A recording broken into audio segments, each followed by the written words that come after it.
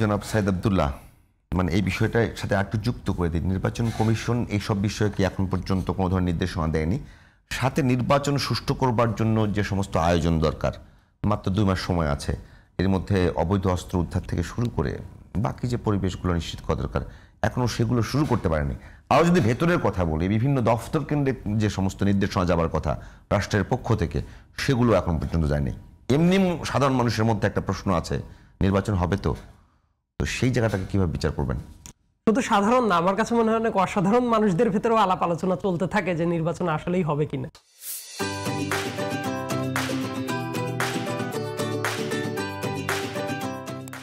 সবার আগে দেখবেন যে কোনো আলাপ আলোচনায় এখন গেলেই 2টা প্রশ্ন খুবই জনপ্রিয়। নাম্বার 1, নির্বাচন কি ফেব্রুয়ারিতে হবে? যদি আপনি পজিটিভ বা নেগেটিভ কোনো উত্তর দেন, তারপরে আরো একবার প্রশ্ন আসে, আপনি কেন মনে করতেছেন নির্বাচনটা হবেই? তার মানে এই যে না হওয়ার জন্য যে ধরনের বিশ্বাস, এই বিশ্বাসটা আছে।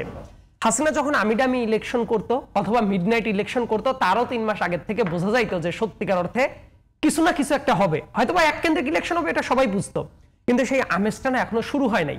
এর পেছনে ইলেকশন কমিশনেরও বেশ কিছু জায়গায় আমার কাছে মনে হয় রিল্যাক্টেন্ট ব্যাপার স্যাপার আছে।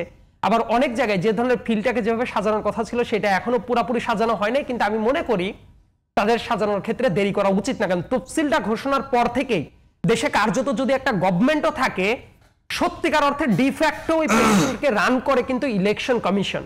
কিন্তু ইলেকশন কমিশনের অনেক জায়গায় এর আগেও দেখেছি, ধরেন একটা দলের রাজনৈতিক আদর্শের সাথে আমার মিল নাই, ইয়েট তার একটা প্রতীক চাচ্ছে, আপনি কারণ দেখায় বলবেন, রাইট, যে এনসিপি তোমাকে এই কারণে এটা দেওয়া হইল না, এটা না বলে আমরা দিব না, কেন দিব না আমরা ব্যাখ্যা করব না, এই ধরনের জবাব কি ইলেকশন কমিশন দিতে পারে?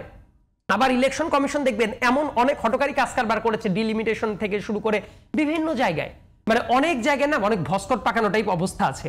এবং সামনের দিনের সংকটটা আমরা যেটা দেখি যে এই ইলেকশন যেহেতু অনেক দিন বন্ধ ছিল, এই জায়গায় কিন্তু অনেক, মানে আমরা তো দৃশ্যমান শুধু চ্যালেঞ্জগুলো দেখি, অদৃশ্য অনেক চ্যালেঞ্জ আছে।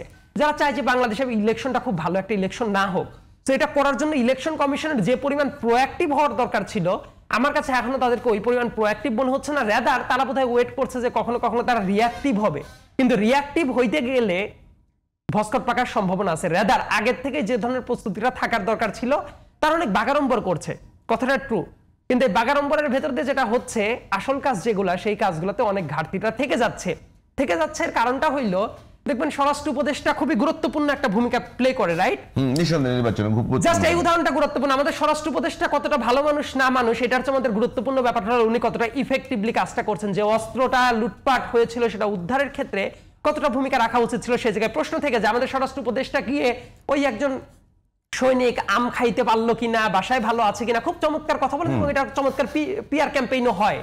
আমার যেটা কথা, যে ক্রিকেট মাঠে নামার পরে একটা প্লেয়ার কতটা ভালো মানুষ খারাপ মানুষ আমরা এটা দেখতে চাই না, আমরা দেখতে চাই সে 4 ছক্কা মারতে পারে কিনা, উইকেট পাইতে পারে কিনা, ভালো মানুষ মাঠের বাইরে। তো আমাদের এই গভর্নমেন্টের ভিতরে অনেকের অনেক ভালো মানুষ হওয়ার খায়েশ আছে, কিন্তু ইফেক্টিভ মানুষ হওয়ার খায়েশটা খুব কম।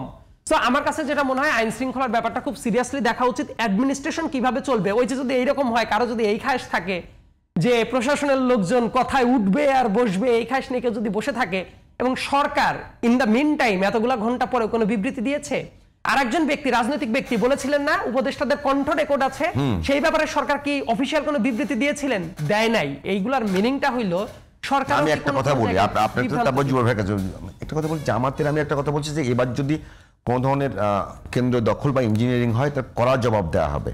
অন্যদিকে বিএনপির মধ্যে মনোনয়ন দিয়েছে 237টা জায়গাতে, আপনি দেখবেন 50টার মতো আসনে এখন পর্যন্ত বিদ্রোহী প্রার্থীরা, বিদ্রোহী বলবো না, মনোনয়ন প্রত্যাশী আরো প্রার্থীরা বিভিন্ন মানে বিক্ষোভ করেছে, অনেক জায়গায় সংঘর্ষের ঘটনা ঘটেছে।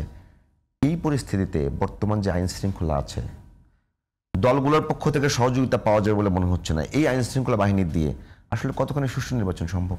আমি একটু টেনসড যে এটা কতটা সম্ভব, কিন্তু আমি একটা ব্যাপারে আশাবাদী হইতে চাই, যদি সত্যিকার অর্থে রাজনৈতিক আলাপ আলোচনার ভেতরে রাজনৈতিক দলগুলো কিন্তু দিন শেষে যদি মনে করে যে না, ওই হুলস্থুল কাণ্ডের চেয়ে একটা ফেয়ার ইলেকশন প্রত্যেকটা রাজনৈতিক দলের জন্য, কেন মনে হলো যদি মনে করে, আপনি যে দল মানে একই দল মনে করে, তার কারণ কি? আমি তো ভিজিবল শুনছি রে ভাই, যে প্রশাসনকে দখলে নিতে হবে, কবজায় নিতে হবে, অমুক করতে হবে, তমুক করতে হবে।